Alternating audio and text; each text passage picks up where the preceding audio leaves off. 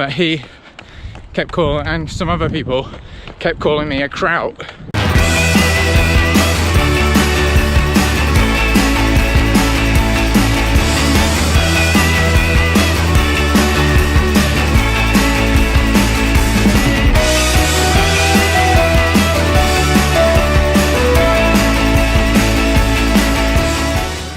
Hello everybody, welcome to another video.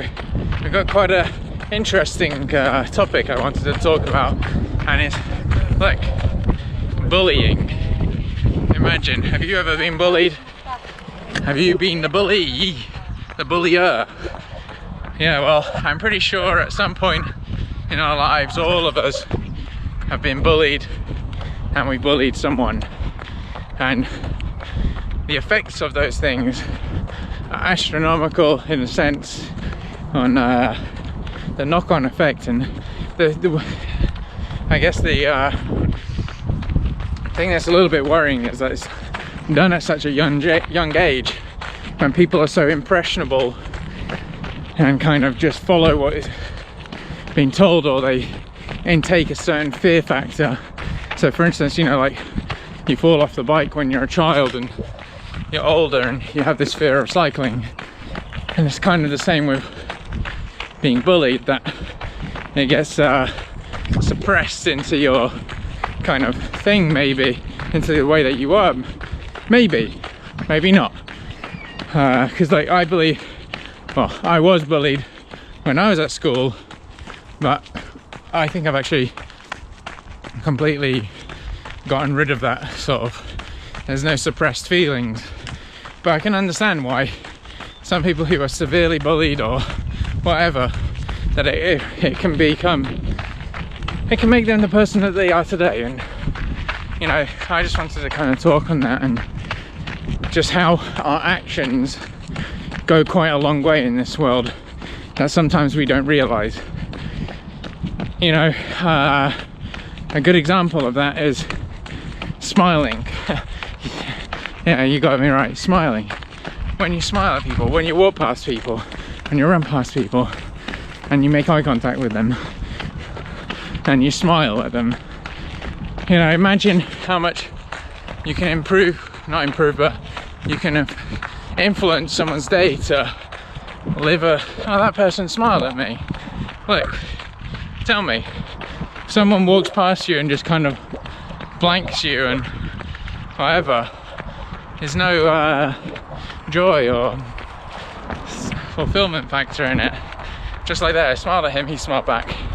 And imagine if we all just took small steps in making our actions into the world that we want, and smiling at someone, just them smiling back, it might make their day. You know, they might be lonely or whatever. It's always nicer, I know, when someone's friendly, smiling and happier towards me, than the opposite, like beeping a horn, telling you to rush, or just going whoo, like that.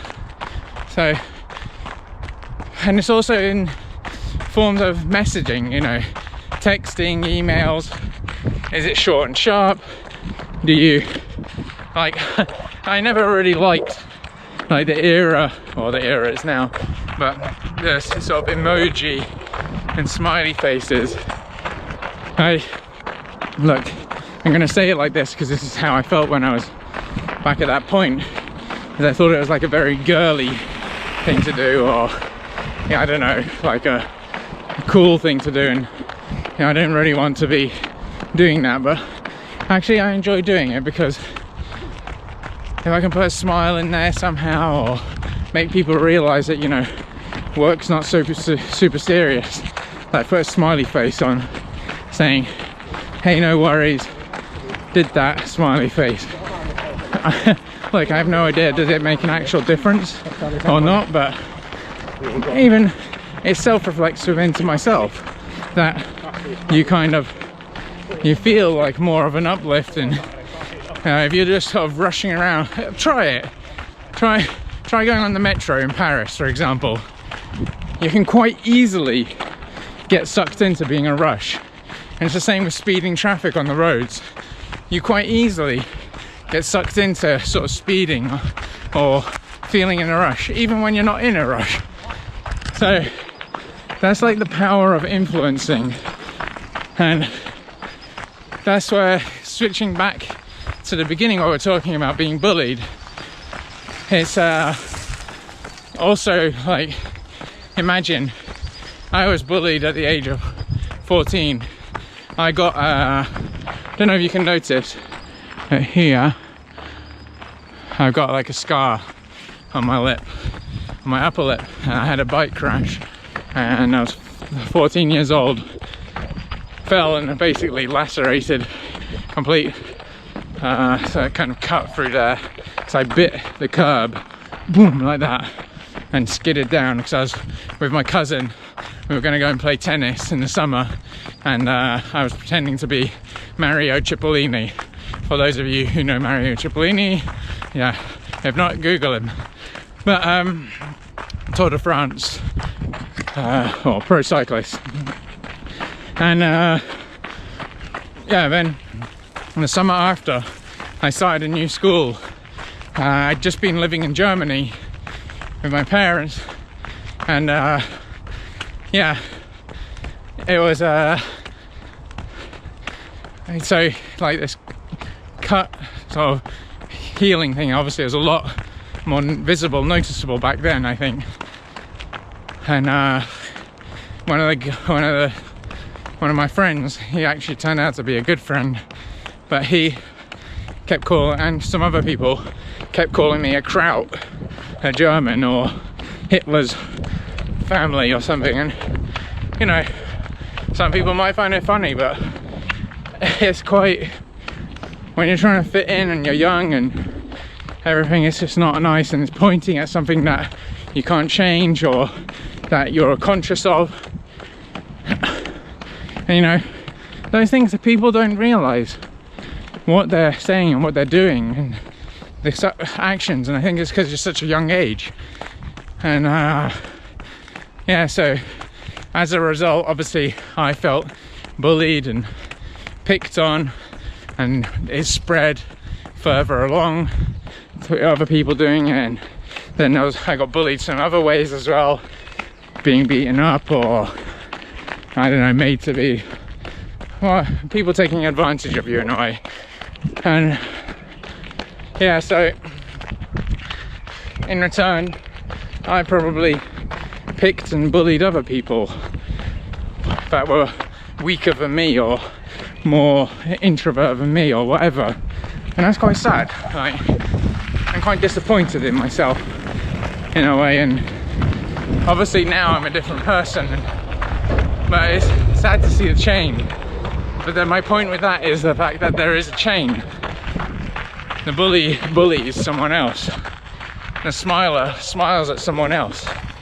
So just try and go out of your way and spread a little bit of what you want in this world. Do you want to spread rushing and I don't know, materialistic kind of ideologies in life, or do you want to spread smiles, love, happiness, care?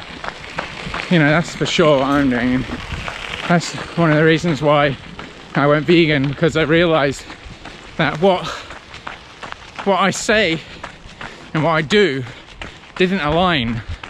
Do I want to be the bully who says, yeah, I don't bully anyone, or you know, have that injustice?